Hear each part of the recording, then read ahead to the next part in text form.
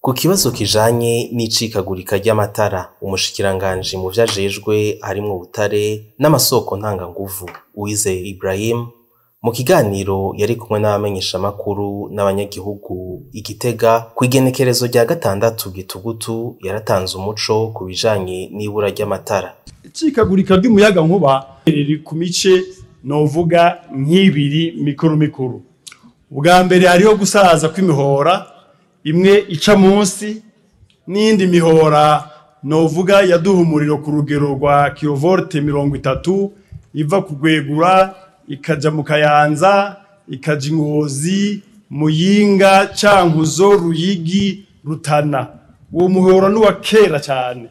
Ubu twaragize amanama yegeranya uburyo dufasha tuko dukorana n'abadufasha mu iterambere, duhamagara kandi n'abantu bozana imitahe yabo.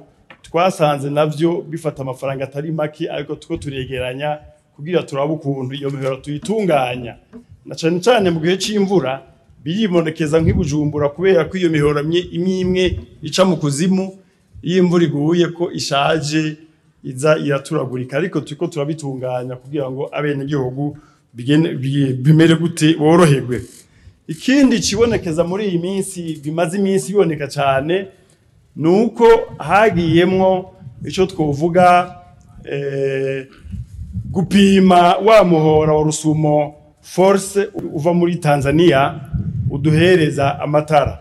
Ibikorwa byaraheze, biri ku rugero rwa 99 n'ibice 9 turi mukura nk'amatara. Abamashini yose barayahejeje.